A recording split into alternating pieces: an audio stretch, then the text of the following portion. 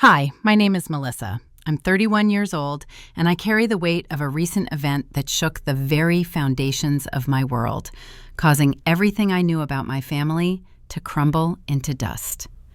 For you to understand the depth of this shock, let me start from the beginning and guide you along the winding path that led me to this day.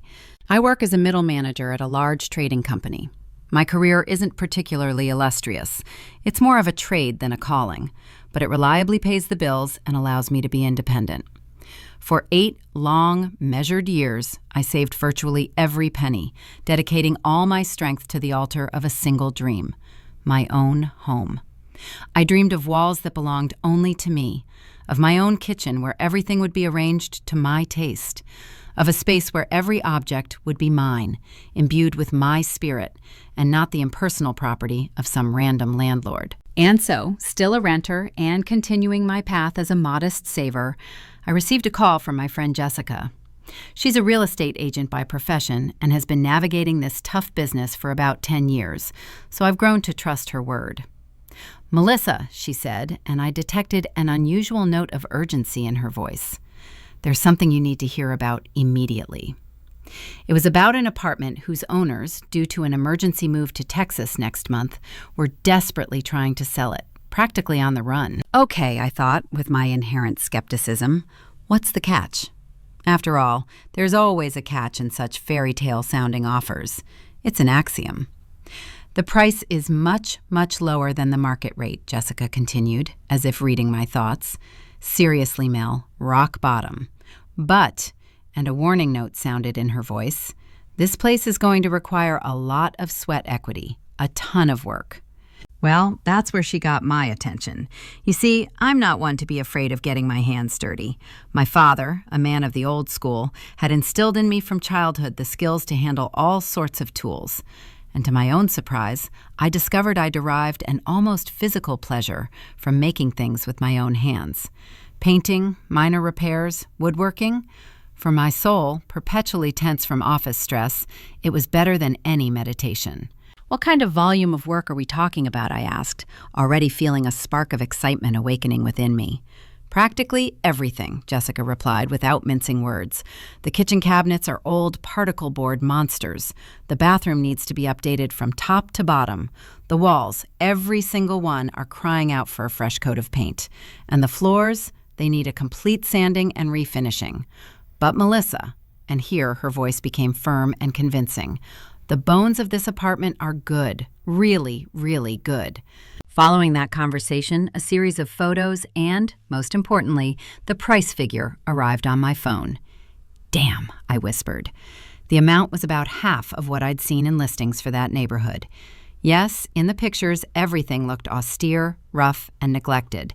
But my gaze, trained by years of dreaming, caught the most important thing: boundless potential. A clear, logical layout, a decent square footage, even by new build standards, high ceilings, and large windows, flooded with generous sunlight. "I want to see it," I told her, already feeling my heart beating faster in my chest. We met there the very next day. The sight that greeted me was truly dismal, complete chaos and desolation. I won't lie, the previous tenants seemed not to have touched the place for decades, and time had left its relentless marks on the walls, floors, and ceilings. But through this chaos and shabbiness, an undeniable character, a spirit of the place, shone through.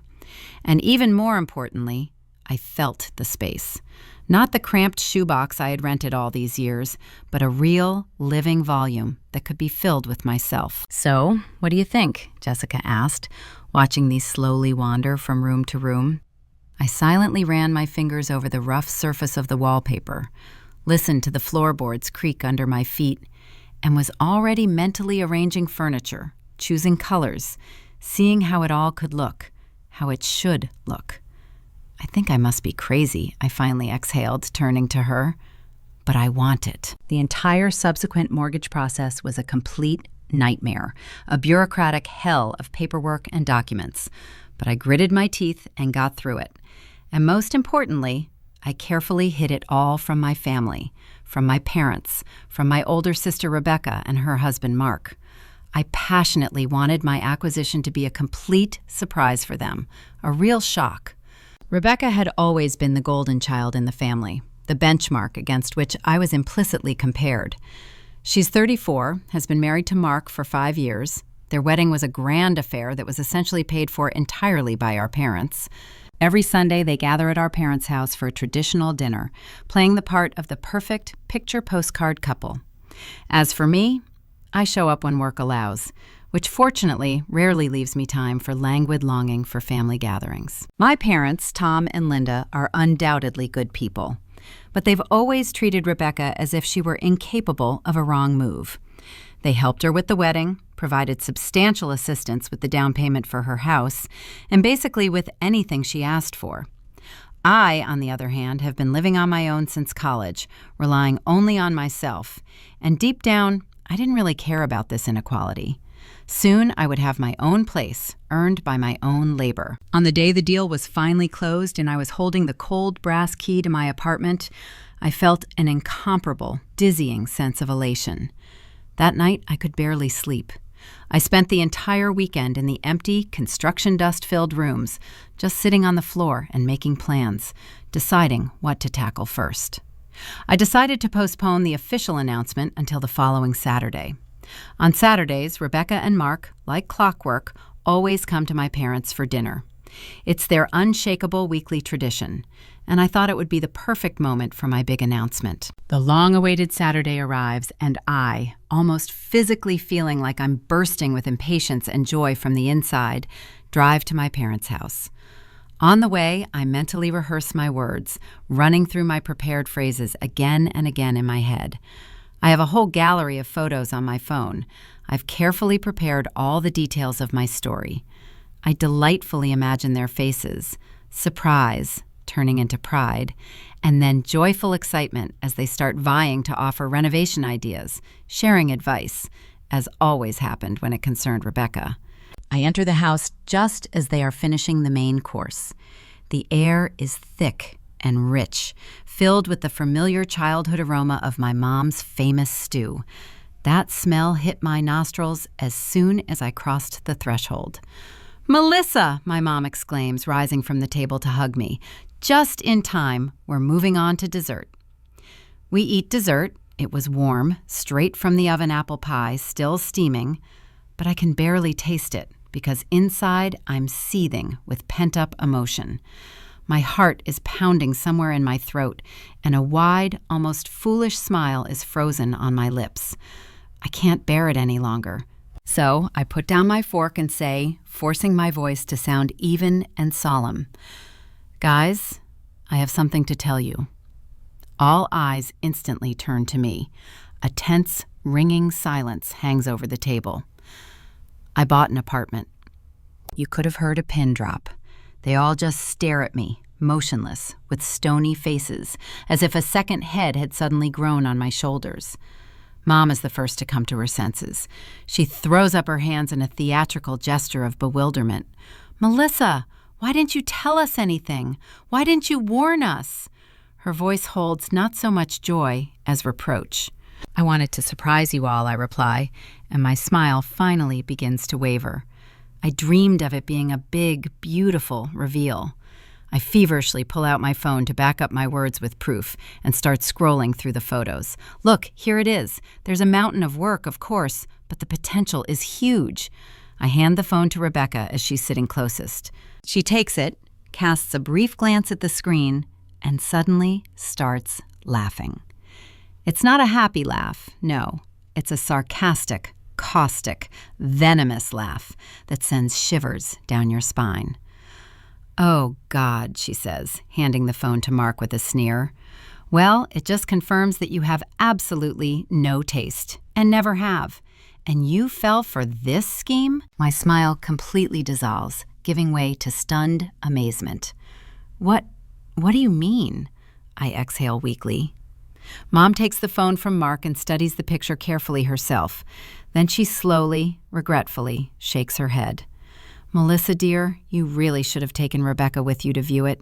She has an eye for such things, you know. And this, well, it's just awful." Dad chimes in, looking over Mom's shoulder at the phone. Mark, still smirking, returns my phone to me. "Well," he says with feigned lightness, "it's very you, Melissa." I feel as if I've been punched hard in the stomach. Everything has gone wrong. Every single cell of my carefully constructed plan. They were supposed to be happy for me, proud of my perseverance and independence. Instead, in unison, without a moment's hesitation, they deliver the verdict that I am an idiot who bought a dump with her own hard-earned money. I feel hot, salty tears treacherously welling up in my eyes, but I make a firm vow to myself not to cry, not for anything, not in front of them. I sat there in my chair for another 5 minutes, not making a sound, just listening, as they, as if nothing had happened, smoothly transitioned to discussing some unrelated, trivial topics. Finally, gathering the last remnants of my strength, I stand up. I have to go. "Already?" Mom asks without much interest, and her voice makes it clear it's just a formality. "Yes, I have things to do at home." No one tries to stop me or ask what's wrong. I drove home in complete tomb-like silence. Not a single song on the radio, not a sound, just the noise of the engine and the whistle of the wind outside the window, echoing the howling in my soul. Having reached my new, as unhappy as me, apartment, I sat in the parking lot for a few more minutes in total darkness, staring at the vague outlines of the building. Finally, I got out of the car and slowly trudged to my door. As soon as I crossed the threshold, the lock clicked shut behind me with a dull thud. And that was the signal. I lost all control. I broke down completely. I slid down the smooth wooden surface of the door, heavily sank onto the bare, cold floor in the hallway, and sobbed. I cried like a small, helpless child, sobs tearing through my chest and tears streaming down, leaving salty trails on the dusty linoleum. All those long, endless years of self-denial and savings, all those tremulous anxieties, all those bright, hard-won dreams of my own corner, my own fortress, of my family's recognition. All of it was trampled, destroyed, and scattered to the wind in just 2 miserable, contemptible minutes. No taste, awful apartment.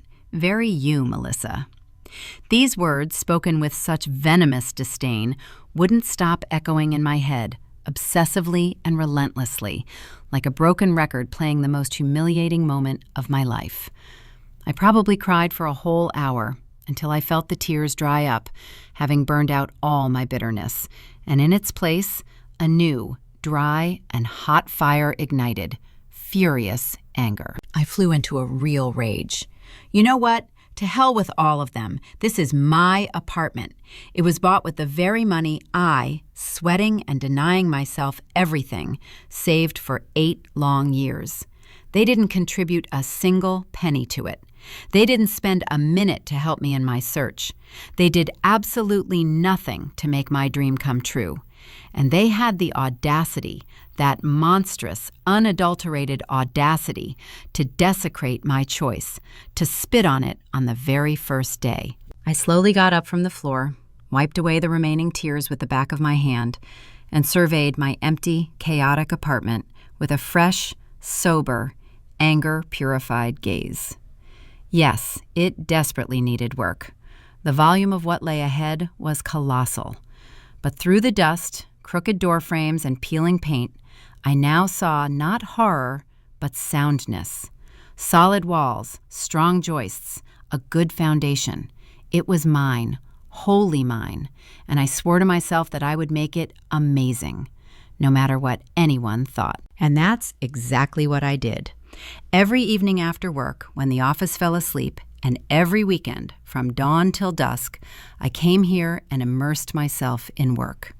I stripped off the old wallpaper and applied fresh, carefully chosen shades that sang to my soul. I dismantled the ugly, rusty plumbing and assembled a new, gleaming bathroom, tile by tile. I fussed with the kitchen cabinets, leveling, sanding, hanging new fronts. I refinished the floors, breathing new life into the worn parquet, and it began to gleam with a warm, honeyed light under the layer of varnish. The work was exhausting, draining all physical and mental strength, but I loved every painful minute of it, because with every brushstroke, with every screw driven in, this place was becoming, brick by brick, the embodiment of the dream I had carried in my heart for so long. A whole month flew by like that. I didn't call my family. Tellingly, none of them called me either. And strangely enough, that suited me perfectly. I was too absorbed in my world, my creation. By the end of this Herculean labor, the place was transformed beyond recognition and looked, I'm not afraid to say it, incredible. I'm not even trying to be modest now. It looked really, really good. Modern design, crystal clean, a style refined to the smallest detail. Everything I had dreamed of, and even more, because it was the flesh of my own hands. And so, one quiet evening, having finished arranging the final touches, hanging a picture, adjusting a couch pillow, I froze in the middle of my living room, flooded with the soft light of a sconce, and thought, you know what? It's time for a housewarming. A part of me, a large, still unhealed part, longed to prove to my family that they were wrong, that my apartment wasn't awful, that I had both taste and willpower, and that I, all by myself, had created something truly beautiful. Yes, I'm aware that this might not be the healthiest or most noble motivation, but I'm striving for honesty. They still hurt me, but they were my family, and this event was too important a milestone for me not to have them there. Summoning my courage, I sent short messages to Mom and Rebecca. Hi, this Saturday at 5 p.m., I'm having a housewarming. I hope you can come. Can't wait to show you what I've done with this place. I included my address. 2 tense hours passed before I finally got replies. Mom replied dryly, "We'll be there." Rebecca's message was almost identical. "Of course we'll come." That was it. Not a drop of excitement, not a single question about what to bring, no words of congratulations on the new home. Just indifferent, almost forced acceptance of the invitation. But so be it. They said they would come, and at that point, that was something. I also dialed my grandmother's number, my mom's mother, Grandma Rose. She's 78 and lives just 20 minutes away. We've always been incredibly close. As a child, I spent every weekend with her, and she taught me how to bake shortbread cookies and care for her small but cozy garden. "Grandma, it's Melissa. I have news. I bought an apartment." "You did? Oh, my dear, that's wonderful." Her voice, warm and weathered like old wood, immediately warmed me. "Tell me everything. Don't leave anything out." I spent about 30 minutes on the phone with her, rapturously describing every room, delightedly telling her about the work done, about how everything had changed. She was genuinely happy, asked the right questions, repeated how proud she was of me and my perseverance. "Grandma, this Saturday at 5 is my housewarming. Can you come?" "I'd love to, sweetheart, but I might be a little late. I have some things planned for the afternoon. Is 7 o'clock okay?" 7 is perfect, Grandma." That brief but heartfelt conversation lifted my spirits like nothing had in all the past weeks. The rest of the week flew by in a frenzy of meticulous preparations for the party, which was to be my triumph, my silent but eloquent answer. I ordered food from that Italian restaurant that the whole family considered the gold standard. I chose all their undisputed favorites. For Mom, who adores the most tender chicken parmesan, for Dad, who always prefers multi-layered sauce-soaked lasagna, and for Rebecca, who loses her mind over their Caesar salad with the perfect dressing. I took care of selecting the wine, picked out exquisite desserts, and even bought a lush bouquet of flowers to place in the center of the festive table. The apartment itself was cleaned to a sterile, museum-like shine. Every surface gleamed, every object lay in its carefully considered place. I longed for everything to be flawless, down to the smallest detail. I dreamed that they, the moment they crossed the threshold, would understand with one glance, one breath, the full depth of their mistake, realize how cruelly and unfairly they had misjudged my choice, my home, my life. And so Saturday arrived, and I, despite all my resolve, felt treacherous goosebumps of nervous anticipation, mixed with the anticipation of long-awaited vindication running down my body. By 4:30 in the afternoon, everything was ready. The appetizing aromas of food warming in the oven began to fill the space. The wine was cooling to the perfect temperature in crystal glasses, and the apartment, bathed in soft evening light, looked like a picture from an expensive design magazine. I couldn't sit still, constantly checking my phone, glancing at the clock, and anxiously peering out the window where dusk was slowly gathering. 5 o'clock came and went solemnly, but no one appeared. By 5:30, the first anxious worry began to stir within me. Maybe they got the address wrong or got stuck in an unexpected traffic jam. I checked my phone again and again. Not a single message, not one missed call. By 6, the tension inside me peaked, and outside the door, there was still a ringing silence. I started calling them one by one, first Mom, then Dad, then Rebecca, and finally Mark. Every single call went straight to voicemail, instantly, without even ringing a couple of times, as if all their phones had been simultaneously turned off, thrown into oblivion. By 6:30, my heart clenched into an icy lump of real animal anxiety. Where were they? They said they would come. They promised. At exactly 7, as if waiting for this fateful hour, my phone finally vibrated, notifying me of a message from Mom. "Hi, Melissa. We're currently having dinner with Rebecca, Mark, and his parents at Chez Laurent. It's much nicer than being in your awful apartment. I hope you understand." I stared at this text, at these soulless digital letters, rereading them again and again, trying to comprehend. Chez Laurent, that incredibly expensive, posh French restaurant in the heart of the city that Rebecca had spoken of with awe, but which had always remained an unattainable dream for her. Before I could even take a breath, a second message arrived, this time from Rebecca. It contained no words, just a photograph.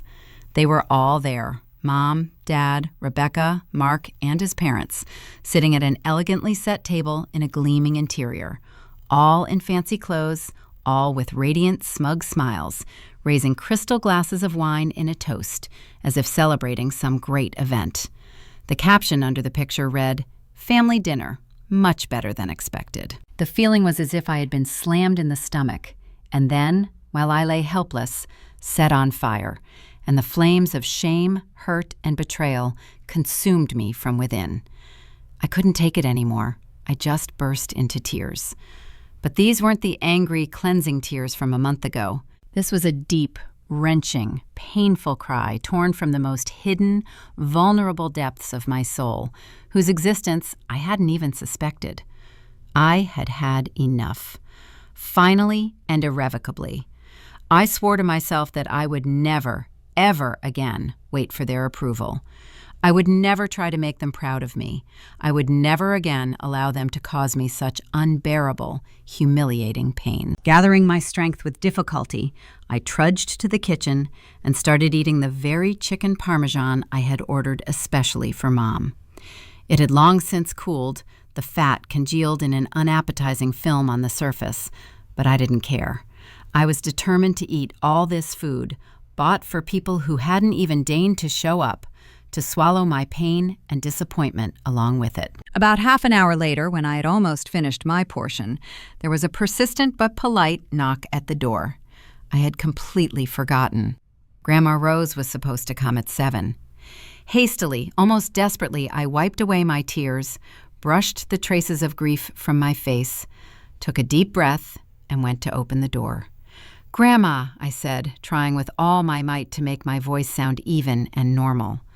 "Melissa, my dear." She stood on the threshold, holding an elegantly wrapped gift, and her face was lit up by such a wide, such a sincere and loving smile that my throat treacherously tightened again.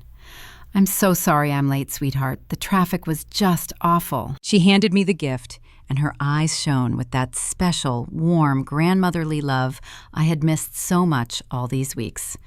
"This is for you, dear, for your new home," she said, and her voice sounded like a balm to my wounded soul. I unwrapped the neat packaging, and inside was a magnificent, sparkling crystal vase. It was surprisingly heavy, massive and exquisitely elegant, and I immediately understood that such an item must have cost a fortune. "Grandma, it's beautiful," I whispered, and my voice trembled with overwhelming emotion. "Thank you so, so much." She, instead of accepting the gratitude, looked intently at my face, which hadn't yet recovered from the recent tears, with maternal insight. "Melissa, have you been crying?" she asked, softly but insistently. "Your eyes are all red and puffy." And then, under that attentive, sympathetic gaze, something in me broke. I told her everything. About the icy silence of the phone, about the promises made and immediately broken, about that humiliating, venomous message from my mother, and about that photo from the restaurant that was like a slap in the face. I laid out the whole truth about how they all, in essence, unanimously ignored my housewarming, preferring a dinner in a nicer place than my, in their collective opinion, awful apartment. When I finished my confused, bitter story, Grandma Rosa's face, usually so calm and kind, suddenly flushed deeply with restrained but mighty anger. I had never seen her so furious. With a determined look, she snatched her phone from her purse and her fingers reached for the screen. "I'm calling your father right now and telling him exactly what I think of such unworthy, low behavior," she exclaimed. But then, suddenly, her movement halted. She froze, and then, just as decisively, put the phone back in her purse.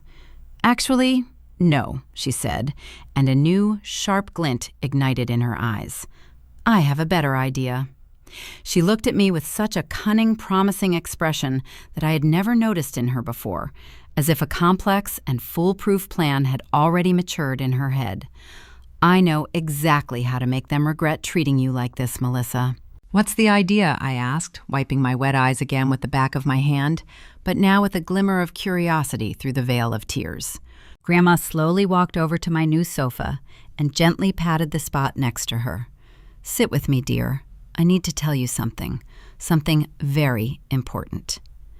I obediently sank onto the soft upholstery, still clutching the cool, heavy crystal vase like a talisman. "Melissa, this vase is not the only, or even the main, gift I prepared for you tonight," she began, and her voice sounded solemn and serious. "I've been watching you for many, many years, dear, and I've seen how hard, how tirelessly you work to achieve everything you have. How you deny yourself small things, saving every penny. How you prefer to do absolutely everything yourself, not expecting or asking for help from anyone, even your closest family." She reached into her capacious bag again and pulled out something completely unexpected, a thick, substantial folder of documents. "And your sister has always had everything handed to her on a silver platter." She opened the folder. "Your parents paid for her entire lavish wedding, all $30,000, not counting the extras. Then, without further discussion, they handed her and that Mark another $15,000 for the down payment on their house. Rebecca has never known what real hardship is." She handed me the folder. "Open it, dear." My hands were noticeably trembling as I took the folder and opened it. Inside were official-looking papers filled with dry legal language, stamps, and signatures. I looked at them, not understanding at first. Then my gaze fell on the address at the top of one of the documents, and my breath caught, my heart skipping a beat.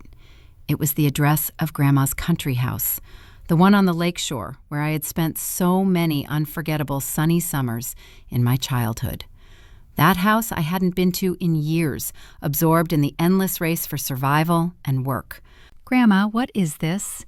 I exhaled, unable to tear my eyes away from the familiar address. "It's yours now, Melissa," she said quietly but very clearly. "Last week, I finalized all the paperwork and transferred the deed to your name. The lake house, all of it, from the foundation to the roof ridge, belongs to you." She paused to let me absorb what I'd heard. "Its current market value is about $400,000. It's in a perfect, most picturesque spot, right on the water, and the land under it is only appreciating." I cried again, but this time they were completely different tears. Tears of relief, amazement, and boundless, silent gratitude. They flowed down my cheeks quietly and cleansingly. Grandma, meanwhile, leaned back on the sofa, watching my reaction. "I was going to announce this gift tonight, at your housewarming, in front of our whole family," she continued. "And then, to maintain the appearance of fairness they so love, I plan to hand Rebecca an envelope with a check for $250,000 in cash. The house for you, the money for her. Balance, as they like it." "But they didn't come to your party, did they?" Steele returned to her voice. "Instead of sharing your joy, they chose to humiliate you, insult your labor and your choice. They decided to go dine at some posh restaurant, demonstratively ignoring your achievement. So guess what? Rebecca gets absolutely nothing now. Not a cent." I couldn't believe my ears. "Grandma, are you serious?" I exhaled, unable to tear my gaze away from the precious folder lying on my lap as if radiating warmth. "Absolutely serious, dear." Her voice was firm and brooked no doubt. And that's not all. With these words, she leaned over her voluminous bag again, and this time her hand extracted a checkbook in a dark blue leather cover. Right there, on my new sofa, under the soft light of the lamp, she filled out a check with a businesslike air, tore it out with a light rustle, and handed it to me. I took the thin slip of paper, looked at the row of neatly written digits, and felt my knees go weak even while sitting. I was looking at a check for $250,000. "This money," Grandma explained calmly, watching my reaction, "is enough to pay off the lion's share of your mortgage, Melissa. After that, your monthly payments will be purely symbolic, and you can finally breathe freely." I cried again, but this time so hard that sobs choked my throat and prevented me from speaking. Through the spasms, I managed to squeeze out only fragmented words. "Grandma, why? Why are you doing this?" "Because you deserve it," her reply came without the slightest hesitation. "Because you've shown me who you really are, strong, independent, and persistent. Because your so-called family treated you truly horribly today, and I will not stand for it. Ever." She resolutely rose from the sofa, straightened the folds of her skirt, and stood tall. "And now I want you to take a picture of us, together. And I want us to be holding these house deeds. Then I want you to post this picture on all your social media." I was completely bewildered. But why? Grandma smiled. And it wasn't her usual kind, grandmotherly smile. No, it was the smile of a predator, the grin of a shark that has smelled blood. "Because, my dear, your family needs to learn firsthand that every action, especially a mean and petty one, has consequences. Irreversible ones." And I took that picture. Grandma Rose proudly displayed the property transfer documents for the camera, and we both, cheek to cheek, shone with the most genuine, triumphant smiles. I immediately uploaded the picture to Instagram and Facebook, captioning it, "My amazing grandmother just gave me the most incredible gift of my life, her beautiful lake house. I am infinitely blessed and grateful for such faith in me." It didn't take more than a few minutes for my phone to start vibrating from the influx of likes and comments. Friends from work, classmates, casual acquaintances, all were vying to congratulate me, admire, and write about my incredible luck. "Excellent," Grandma stated with satisfaction, watching the notifications pop up. "Now we wait." She stayed for another hour, and during that hour we talked about everything. About how I would arrange the lake house, about plans for my apartment, about life, but didn't mention my family a single word. When the taxi she called for her arrived, I saw her off to the car. After she left, I remained sitting in the silence of my living room, alternately running my fingers over the rough paper of the documents and the smooth surface of the check. I felt like I was inside some magical dream, about to wake up. Just a few hours ago, I was sobbing over cold chicken parmesan, feeling like the ultimate unwanted failure. And now I had my own house worth $400,000 and a financial freedom I hadn't dared to dream of. That night, I went to bed with a feeling I had long forgotten, a feeling of real, deep, unclouded happiness. The next morning, I was awakened by a persistent, incessant ringing. The phone vibrated, desperately jumping on the nightstand. It was 8 o'clock on a Sunday morning, and someone was stubbornly and continuously trying to reach me. I picked up the device and was stunned. 17 missed calls. 17! From Mom, Dad, Rebecca, and Mark. And then it hit me. The Instagram post. I involuntarily smiled, put the phone on silent mode, and set it aside. I wasn't ready for that conversation yet. But the calls didn't stop. Every few minutes the screen lit up again, and then the text messages started pouring in. Starting out restrained, they quickly became more hysterical and vicious. Mom, Melissa, I don't know what kind of fairy tale you told Grandma Rose, but you need to fix this immediately. This is a misunderstanding. Rebecca, you selfish bitch. That house should have gone to someone with a normal family, not to you alone. Dad, your grandmother is clearly not in her right mind. She's senile. We're coming over right now to make you understand this. Rebecca, you've probably been sucking up to the old lady all these years to get her house. I'm ashamed of you. I calmly took screenshots of every message, every insult, especially those where Rebecca cursed me out and where they in one voice called my grandmother crazy. Throughout the day, the stream of messages didn't subside. On the contrary, it turned into a boiling stream of outright hatred and anger. They called me a manipulator, a calculating deceiver who had been building cunning plans for years. They claimed I didn't deserve this house, that I had no right to it, because I had always been that weird, lonely Melissa. They, without mincing words, stated that Grandma Rose was too old, her mind clouded by years, and she was incapable of making sound decisions. Rebecca, not holding back, wrote directly that I was shamelessly taking advantage of an elderly, vulnerable woman, hinting at some dark psychological techniques.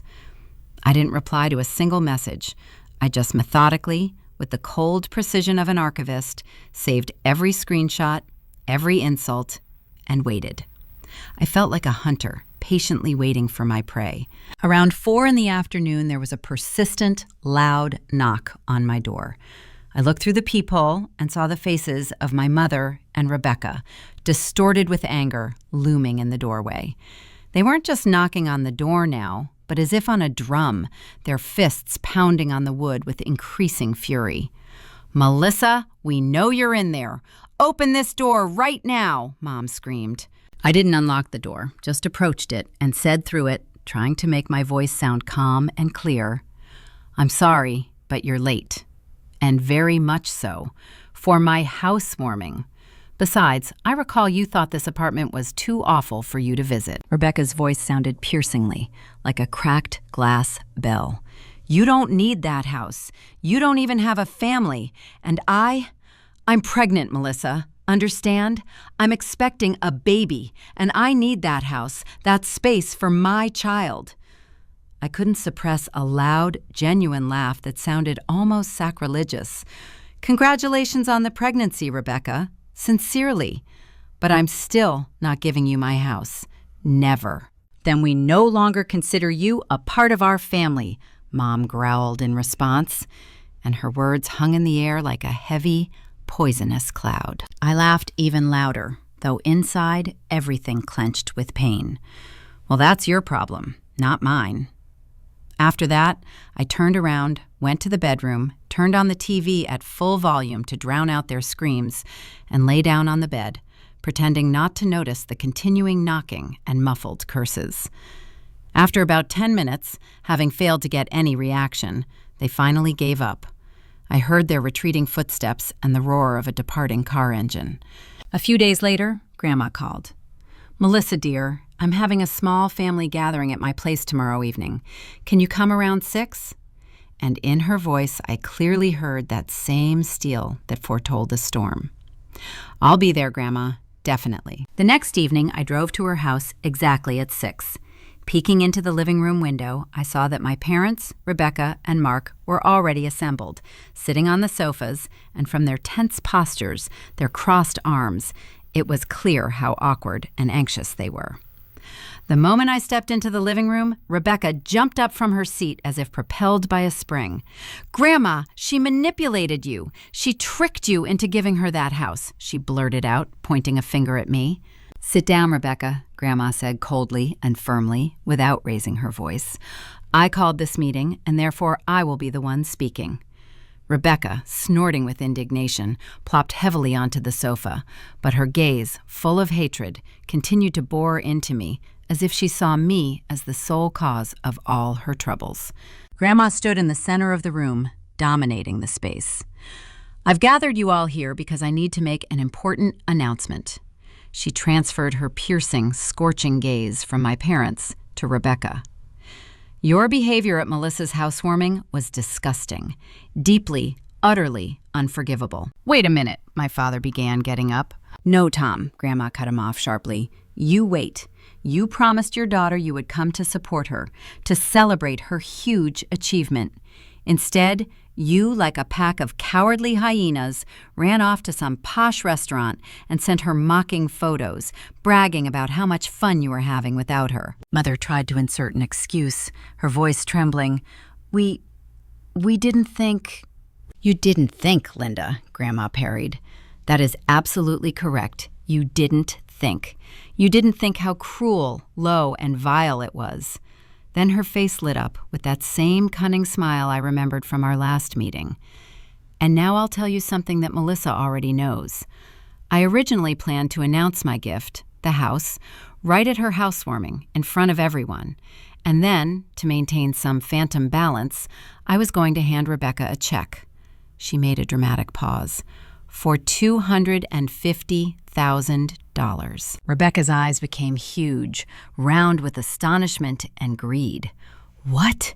You were going to give me $250,000? "Yes," Grandma nodded. "But since you, like everyone else, didn't see fit to come and support your sister on one of the most important days of her life, you get absolutely nothing. Not a cent." "This is madness," Rebecca screamed, jumping up from the sofa, and real, bitter tears of rage streamed down her face. "I'm having a baby.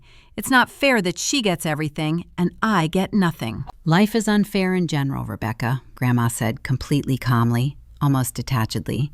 "But it becomes especially unfair to those who treat others poorly and yet naively expect a generous reward for it." Mom and Dad just sat, stunned, with their mouths wide open in amazement, unable to utter a sound, until Mom finally exhaled, gathering her courage. "You can't do this. Rebecca is pregnant. She needs help much more than Melissa, who has always been independent." And her voice held desperation and genuine bewilderment. "Really?" Grandma parried, and her questioning gaze, cold and piercing, slowly swept over everyone present. "Tell me, did Rebecca save money for 8 long years, like Melissa did, denying herself everything? Did Rebecca work nights and all her weekends, sparing no effort to renovate her home with her own hands? Or perhaps you, without a second thought, paid for her lavish wedding and made the down payment for her, while Melissa received absolutely nothing from you?" A oppressive, ringing silence fell in the living room, and no one found anything to say. No words for justification. "That's what I thought," Grandma summarized, sinking with dignity into her favorite, cozy armchair by the fireplace. "And let me reveal another unpleasant truth to you," she continued, and her voice sounded authoritative and inexorable. "Besides this house, I still have significant property and various assets at my disposal, and I, without hesitation, can completely exclude certain people from my will, especially those who consider it normal to humiliate and deliberately cause pain to their own children and grandchildren."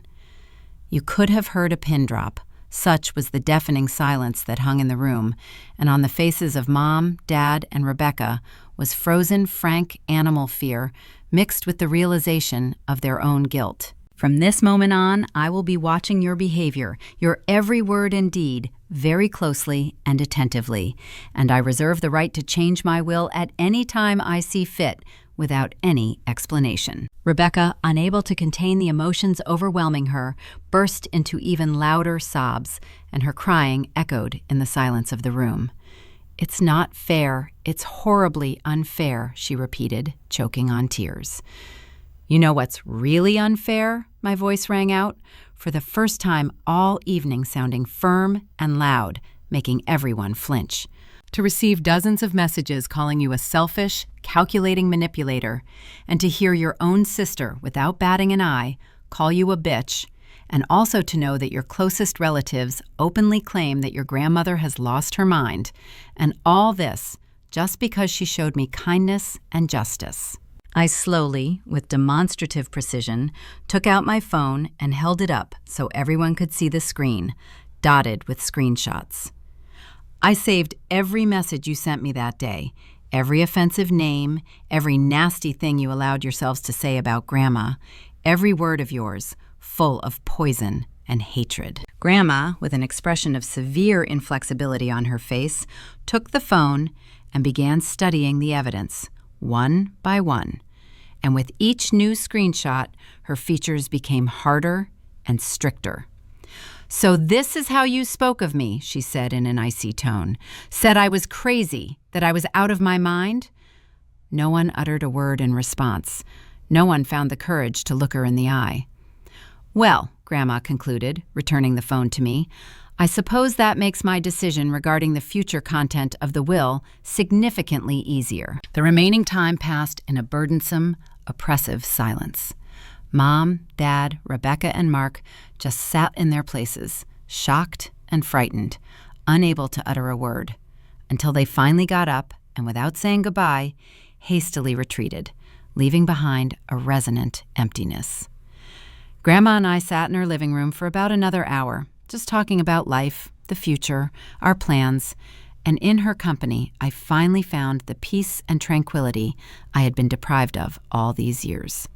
The following week, I went to the bank and deposited that priceless check.